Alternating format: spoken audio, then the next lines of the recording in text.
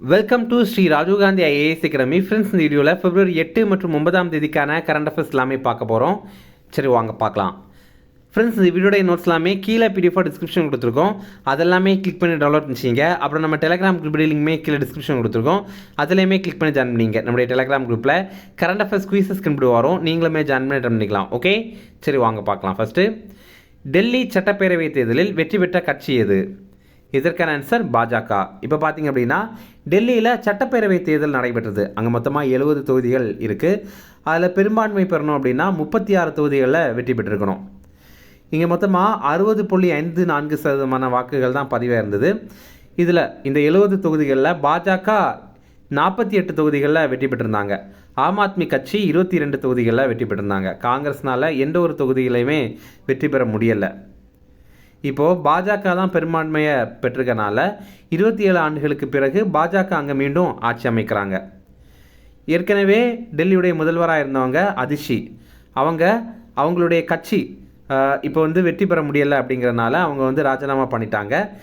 அவங்களுடைய ராஜினாமா கடிதத்தை அங்கே இருக்கிற துணைநிலை ஆளுநரான விகே சக்சேனா அவர்கிட்ட கொடுத்துட்டாங்க. விகே சக்சேனா அப்படின்னா வினய்குமார் சக்சேனா அப்படிங்கிறது தான். இதே மாதிரி நம்ம தமிழ்நாட்டில் ஈரோடு கிழக்கு சட்டப்பேரவை தேர்தல் நடைபெற்றது. இது இடைத்தேர்தல். இதில் பார்த்தீங்கன்னா 2012ஆம் ஆண்டில் இந்த ஈரோடு கிழக்கு சட்டப்பேரவை தொகுதி அப்படிங்கிறது உருவாகியிருந்தது. இப்போ நடைபெற்ற இடைத்தேர்தலில் திமுக வேட்பாளரான விசி சந்திரகுமார் அப்படிங்கிறவர் வெற்றி பெற்றிருக்காரு. அடுத்தது, தாமிரபரணி கருமேனியாறு நம்பியாறு இணைப்பு திட்டத்தை தற்போது முதல்வர் எங்கு தொடங்கி வைத்தார்? இதற்கான ஆன்சர் திருநெல்வேலி. இப்போ பார்த்தீங்க அப்படின்னா 3 ஆறுகளை இணைக்கிற திட்டம். தாமிரபரணி, கருமேனியாறு, அப்புறம் நம்பியாறு, இந்த 3மே 2008ஆவது ஆண்டு இதற்கான நிர்வாக ஒப்புதல் வழங்கப்பட்டது. அதுக்கப்புறம் 2009ஆவது ஆண்டு இதற்கான பணிகள் தொடங்கி இப்போ தான் அந்த திட்டமே நிறைவு பெற்றிருக்கு. இது என்ன திட்டம் அப்படின்னா, இந்த 3 நதிகள் இருக்குல்ல, இதில் இருக்கிற எக்ஸ்ட்ரா நீர், அதாவது உபரி நீரை பயன்படுத்துகிற திட்டம் தான்.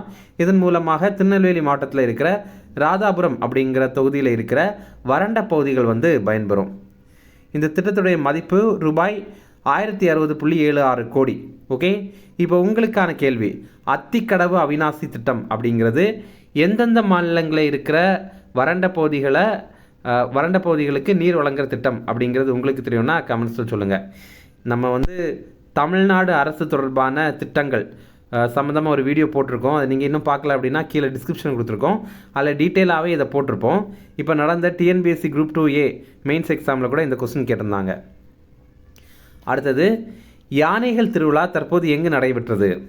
இதற்கான ஆன்சர் சென்னை. சென்னையில் பார்த்திங்க அப்படின்னா யானைகள் திருவிழா அப்படிங்கிறது நடைபெற்றது. சென்னையில் கிண்டி சிறுவர் பூங்காவில் தான் இது நடைபெற்றது. இதை நடத்துகிற அமைப்புகள் தமிழ்நாடு வனத்துறை மற்றும் இந்திய வனவிலங்கு அறக்கட்டளை அப்படிங்கிற 2 அமைப்புகள். தமிழக வனத்துறை அமைச்சர் பொன்முடி. நம்ம தமிழ்நாட்டில் மொத்தமாக 2961 யானைகள் இப்போ இருக்குது. அடுத்தது, பிம்ஸ்டெக் அமைப்பின் இளைஞர் மாநாடு 2025 எங்கு நடந்தது? இதற்கான ஆன்சர் காந்திநகர். காந்திநகரில் பார்த்திங்க அப்படின்னா இது நடந்திருக்கு. குஜராத்துடைய தலைநகர் தான் இந்த காந்திநகர். இந்த மாநாடுடைய தீம் என்ன அப்படின்னா, youth as a bridge for intra BIMSTEC exchange அப்படிங்கிறது. பிம்ஸ்டெக் இதோடைய விரிவாக்கம் பார்த்தீங்கன்னா bay of Bengal initiative for multi sectoral technical and economic cooperation அப்படிங்கிறது. தமிழில் பல்துறை தொழில்நுட்பம் மற்றும் பொருளாதார ஒத்துழைப்புக்கான வங்காள விரிகுடா முன்னெடுப்பு அப்படிங்கிறது. இப்போ பார்த்தீங்கன்னா இந்த படத்தில் பார்த்தீங்கன்னா உங்களுக்கு புரியும். அதாவது வங்காள விரிகுடா கடல் இருக்குல்ல, அதை சுற்றி இருக்கிற நாடுகளுடைய ஒரு கூட்டமைப்பு தான் இந்த ஒரு கூட்டமைப்பு. இந்த நாடுகளுடைய பொருளாதார மற்றும் ஒரு தொழில்நுட்ப கூட்டமைப்பு தான் இந்த ஒரு கூட்டமைப்பு. இந்த பிக்சரில் பார்த்தீங்கனாலே உங்களுக்கு புரியும். இலங்கை, இந்தியா, நேபாளம், பூடான், வங்காளதேசம், மியான்மர், தாய்லாந்து, இந்த மாதிரி 7 நாடுகள் தான் இதில் உறுப்பு நாடுகளாக இருக்கிறாங்க. ஓகே, அடுத்தது, தற்போது ரெப்போ வட்டி விகிதம் எவ்வளவாக குறைக்கப்பட்டது? இதற்கான ஆன்சர் 6.25%. இப்போது ரெப்போ ரேட் அப்படின்னா என்ன அப்படின்னா, நம்ம இந்தியாவுடைய ரிசர்வ் வங்கி இருக்குல்ல, அதுக்கு கீழே இருக்கிற வணிக வங்கிக்கு அவங்க கடன் கொடுப்பாங்க. அப்படி கடன் கொடுக்கும்போது என்ன வட்டியில் கடன் கொடுக்குறாங்க அப்படிங்கிறது தான் ரெப்போ ரேட் அப்படிங்கிறது. அது இப்போது 6.25% குறைத்திருக்காங்க. இது ரொம்ப முக்கியமான ஒரு கொஸ்டின். இப்போ 5 ஆண்டுகளுக்கு பின்னாடி இந்த ரெப்போ வட்டி விகிதம் இப்போ தான் குறைந்திருக்கு. இது வரைக்கும் 6.5% இந்த ரெப்போ வட்டி விகிதம் இருந்தது. இப்போ தான் அது குறைத்திருக்காங்க. இதன் மூலமாக வீடு கடன், அப்புறம் வாகன கடன், இதோடைய வட்டி விகிதமும் குறையிறதுக்கான வாய்ப்பு இருக்குது. இப்போ பார்த்தீங்க அப்படின்னா நீங்கள் ஒரு பேங்க்கில் லோன் வாங்குறீங்க அப்படின்னு வச்சுக்கலாம். அந்த டைமில் உங்களுக்கு ஒரு 10%க்கு 10% வட்டியில் வந்து இந்த லோன் உங்களுக்கு தந்திருக்காங்க. இப்போ ஒருவேளை இந்த ரெப்போ வட்டி விகிதம் அதிகமானா உங்களுடைய பேங்க்கில் இருக்க அந்த வட்டி விகிதமும் அதிகமாகும். ஓகேவா? அதே நேரம் இந்த ரெப்போ வட்டி விகிதம் வந்து குறையும் போது அந்த பேங்க்கில் இருக்க வட்டி விகிதமும் குறையும். ஓகேவா? இது வந்து நீங்கள் ஃப்ளோட்டிங் ரேட் ஆஃப் இன்ட்ரெஸ்ட்டில் லோன் வாங்கியிருந்தீங்க அப்படின்னா மட்டும் இது பொருந்தும். ஓகேவா? இப்போ பார்த்தீங்கன்னா இந்த ரெப்போ வட்டி விகிதம் அதிகமாகும்போது பேங்க் வந்து ஆட்டோமேட்டிக்காகவே நம்மக்கிட்ட வாங்குகிற அந்த லோனுடைய வட்டி காசை வந்து அவங்க அதிகப்படுத்திடுவாங்க. ஆனால் அது குறையும் போது பேங்க் வந்து நிறைய பேங்க்கில் என்ன பண்ணுறாங்க அப்படின்னா அதே வட்டியை தான் வாங்கிட்டு இருக்காங்களே தவிர எதையுமே குறைக்காமல் அப்படியே இருக்காங்க. நம்ம ஃபோன் பண்ணி பேங்க்குக்கிட்ட இந்த மாதிரி சொன்னோம் அப்படின்னா ஆமாம் சார் இப்போ குறைஞ்சிருக்கு, நாங்கள் இப்போ குறைச்சே பண்ணிடுறோம் அப்படின்ற மாதிரி சொல்கிறாங்க. ஓகேவா? ஆர்பிஐடைய ஆளுநர் சஞ்சய் மல்ஹோத்ரா அப்படிங்கிறவர். அடுத்தது, திறன்மிகு இந்தியா திட்டம் எப்போது தொடங்கப்பட்டது? இதற்கான ஆன்சர் 2015. ஸ்கில் இந்தியா மிஷன் அல்லது ஸ்கில் இந்தியா ப்ரோக்ராம் அப்படிங்கிறது 2015ஆவது ஆண்டு ஜூலை 15ஆம் தேதி தொடங்கியிருந்தாங்க. இப்போது இந்த திட்டம் 2026ஆவது ஆண்டு வரைக்கும் தொடரப்படும் அப்படின்னு மத்திய அரசு சொல்லியிருக்காங்க. இதற்காக 8800 கோடி ரூபாய் நிதி ஒதுக்கீடு வந்து வழங்கப்பட்டிருக்கு.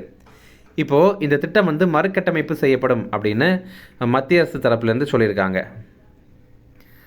ஃப்ரெண்ட்ஸ், நம்ம ராஜீவ்காந்தி ஐஏஎஸ் அகாடமியில் டிஎன்பிஎஸ்சி குரூப் 1, குரூப் 2, குரூப் 4 எக்ஸாமுக்கான பாடப்புத்தகங்கள் எல்லாமே அவைலபிளாக இருக்குது. இது பார்த்திங்கன்னா தமிழ்லேயும் இருக்குது, அதே மாதிரி இங்கிலீஷில் இருக்குது. இது நீங்கள் மொத்தமாக வாங்கிக்கலாம், அல்லது உங்களுக்கு தேவைப்படுற புத்தகங்கள் மட்டும்தான் வேணும் அப்படின்னா கூட நீங்கள் கால் பண்ணி ஆர்டர் பண்ணி வாங்கிக்கலாம். நீங்கள் தமிழ்நாட்டில் எங்கே இருந்தீங்க அப்படின்னாலும் நாங்கள் உங்களுக்கு இதை கொரியர் மூலமாக சென்ட் பண்ணி தந்துடுவோம். அதே மாதிரி நீங்கள் சென்னையில் அண்ணா நகரில் இருக்கிறீங்க அப்படின்னா நம்முடைய ஸ்டடிகால் வசதி பயன்படுத்திங்க. இங்கே ஏசி வசதி இருக்குது, ஒய்ஃபை வசதி இருக்குது, அதே மாதிரி லைப்ரரி வசதி கூட அவைலபிளாக இருக்குது. ஓகே, இது சம்மந்தமாக உங்களுக்கு ஏதாவது தகவல் தரணும் அப்படின்னா ஸ்க்ரீனில் தெரிய நம்பருக்கு கால் பண்ணி பேசிக்கலாம். அடுத்தது, இந்தியா எந்த ஆண்டுக்குள் 500 ஜிகாவாட் புதுப்பிக்கத்தக்க எரிசக்தி திறனை அடைய இலக்கு நிர்ணயம் செய்துள்ளது? இதற்கான ஆன்சர் 2030. நம்ம இந்தியாவுக்கு ஒரு இலக்கு இருக்குது. என்ன அப்படின்னா 2030ஆவது ஆண்டுக்குள்ளாடி 500 ஜிகாவாட் புதுப்பிக்கத்தக்க எரிசக்தி உற்பத்தியை அடையணும் அப்படிங்கிற மாதிரி ஒரு இலக்கு வச்சுருக்கோம். அதே மாதிரி ஒரு 100 ஜிகாவாட் சூரிய மின் ஆற்றல் திறன் வந்து நம்ம நிறுவனம் அப்படின்னு ஒரு இலக்கு வச்சுருந்தோம். 2022ஆவது ஆண்டுக்குள்ளாடி அது நிறுவனம் அப்படின்ற மாதிரி இலக்கு நிர்ணயம் பண்ணியிருந்தோம். ஆனால் இப்போ பார்த்திங்க அப்படின்னா அந்த இலக்கையே இப்போ தான் நம்ம வந்து எட்டியிருக்கோம். இந்த 2025ஆவது ஆண்டு தான் இந்த இலக்கை இந்தியா வந்து எட்டியிருக்கோம். மத்திய புதுப்பிக்கத்தக்க எரிசக்தி துறை அமைச்சர் யார் அப்படின்னா பிரகலாத் ஜோஷி அப்படிங்கிறவர். அடுத்தது, 68வது அகில இந்திய காவல்துறை கடமை கூட்டம் தற்போது எங்கு நடைபெற்றது? இதற்கான ஆன்சர் ஜார்க்கண்டில் தான் இப்போ 68வது all India police duty meet அப்படிங்கிறது நடைபெற்றது. இதில் நாட்டிலேயே சிறந்த கண்ணி விழிப்புணர்வு அப்படிங்கிற ஒரு போட்டி நடந்தது. இதில் வெற்றி பெற்றது நம்ம தமிழ்நாடு காவல்துறையுடைய ஸ்மார்ட் காவலர் அப்படிங்கிற செயலி. தேசிய குற்றப்பிரிவு பணியகம் தான் இந்த மாதிரி நம்ம தமிழ்நாடு காவல்துறையுடைய ஸ்மார்ட் காவலர் செயலியை வந்து தேர்வு பண்ணியிருக்காங்க. ஓகே, இப்போது இந்த ஸ்மார்ட் காவலர் ஆப்பை பற்றி பார்க்கலாம். 2022ஆவது ஆண்டு அக்டோபர் 15ஆம் தேதி இந்த செயலியை வந்து வெளியிட்டிருந்தாங்க. நம்ம காவல்துறையுடைய ரோந்து பணியை மேம்படுத்துகிற நோக்கில் தான் இதை உருவாக்கியிருக்காங்க. இந்த செயலி மூலமாக களத்தில் இருக்கிற காவலர்களுடைய நடவடிக்கையை நம்மளால் கண்காணிக்க முடியும். நம்மளால் இல்லை, காவல்துறை அதிகாரிகளால் கண்காணிக்க முடியும். அப்புறம் மூத்த குடிமக்களுடைய விவரங்கள், அப்புறம் பாதிக்கப்படக்கூடிய இடங்களில் இருக்கிற தகவல்கள், இதெல்லாத்தையுமே பதிவு செய்ய முடியும். ஓகே, இதன் மூலமாக ரொம்ப ஈஸியாகவே ரோந்து பணிகளில் அவங்க ஈடுபடலாம்.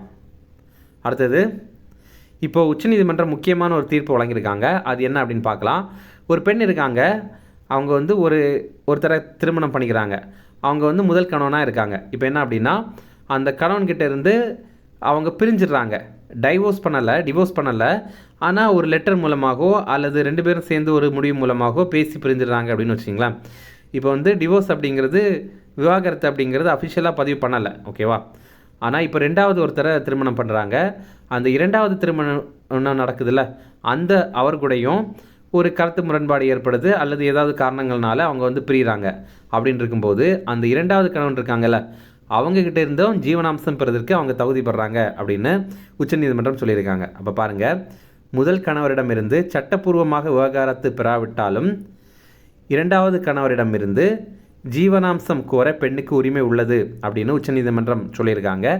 ஜீவனாம்சம் அப்படின்னா அந்த பெண் தன்னுடைய வாழ்க்கையை நடத்துறதுக்கான அத்தியாவசியமான செலவுகள் இருக்குல்ல, அந்த காசு, அதை வந்து அந்த கணவன் வந்து கொடுக்கணும் அப்படிங்கிறது தான் ஜீவனாம்சம். குற்றவியல் நடைமுறை சட்டப்பிரிவு 125 கீழே தான் இந்த 2வது கணவன் கிட்ட ஜீவனாம்சம் பெறலாம் அப்படின்னு சொல்லியிருக்காங்க. அடுத்தது ஒடிசா அரசு ஒரு திட்டத்தை தொடங்கியிருக்காங்க. பிகாஷிதா கவோன் பிகாஷிதா ஒடிசா அப்படிங்கிற திட்டம். இது ஒடிசா மாநில கிராமப்புற மேம்பாட்டு திட்டம். ஒடிசாவுடைய முதல்வர் மோகன் சரண் மாஜி அப்படிங்கிறவர் இதை தொடங்கி வைத்திருக்காரு. ரூபாய் 5000 கோடி மதிப்பில் அடுத்த 5 ஆண்டுகளில் இதை ஒதுக்கீடு பண்ணியிருக்காங்க. இந்த திட்டத்திற்காக காசு ஒதுக்கீடு பண்ணியிருக்காங்க. ஓகே, இந்த ரிவிஷன் பார்க்கலாம். டெல்லி சட்டப்பேரவை தேர்தலில் வெற்றி பெற்ற கட்சி எது? இதற்கான ஆன்சர் பாஜக. அடுத்தது தாமிரபரணி கருமேனியாறு நம்பியாறு இணைப்பு திட்டத்தை தற்போது முதல்வர் எங்கு தொடங்கி வைத்தார்? இதற்கான ஆன்சர் திருநெல்வேலி. அடுத்தது யானைகள் திருவிழா தற்போது எங்கு நடைபெற்றது? இதற்கான ஆன்சர் சென்னை. அடுத்தது பிம்ஸ்டெக் அமைப்பின் இளைஞர் மாநாடு 2025 எங்கு நடந்தது? இதற்கான ஆன்சர் காந்தி நகர். அடுத்தது தற்போது ரெப்போ வட்டி விகிதம் எவ்வளவாக குறைக்கப்பட்டது? இதற்கான ஆன்சர் 6.25%. அடுத்தது திறன்மிகு இந்தியா திட்டம் எப்போது தொடங்கப்பட்டது? இதற்கான ஆன்சர் 2015. அடுத்தது இந்தியா எந்த ஆண்டுக்குள் 500 ஜிகாவாட் புதுப்பிக்கத்தக்க எரிசக்தி திறனை அடைய இலக்கு நிர்ணயம் செய்துள்ளது? இதற்கான ஆன்சர் 2030. அடுத்தது 68வது அகில இந்திய காவல்துறை கடமை கூட்டம் தற்போது எங்கு நடைபெற்றது? இதற்கான ஆன்சர் ஜார்க்கண்ட். அவ்வளோதான் ஃப்ரெண்ட்ஸ். இந்த வீடியோ பிடிச்சினா கண்டிப்பாக லைக் பண்ணுங்கள். நம்ம சேனலில் பார்த்தீங்க அப்படின்னா ஜனவரி மாதத்துக்கான முக்கியமான 100 கரண்ட் அஃபேர்ஸ் போட்டிருக்கோம். அது நீங்கள் இன்னும் பார்க்கல அப்படின்னா கீழே டிஸ்கிரிப்ஷனில் கொடுத்துருக்கோம் லிங்கு, நீங்கள் அதை கிளிக் பண்ணி பாருங்கள். ஓகே, இந்த வீடியோ பிடிச்சினா கண்டிப்பாக லைக் பண்ணுங்கள். நம்மளுடைய சேனலுக்கு சப்ஸ்கிரைப் பண்ணி வச்சுங்க. உங்களுடைய நண்பர்களுக்குமே ஷேர் பண்ணுங்கள். கண்டிப்பாக இது அவங்களுக்கும் பயனுள்ளதாக இருக்கும். Okay, thank you. Chennai Sri Rajiv Gandhi IAS அகாடமியில் UPSC, TNPSC Group 1, Group 2 மற்றும் TNPSC civil judge, APP exam உட்பட police sub inspector, field surveyor, land draftsman ஆகிய பணிகளுக்கான சிறப்பு கோச்சிங்ல ஜாயின் பண்ணுங்க. 100% பாஸ் பண்ணுங்க, அரசு அதிகாரி ஆயிடுங்க.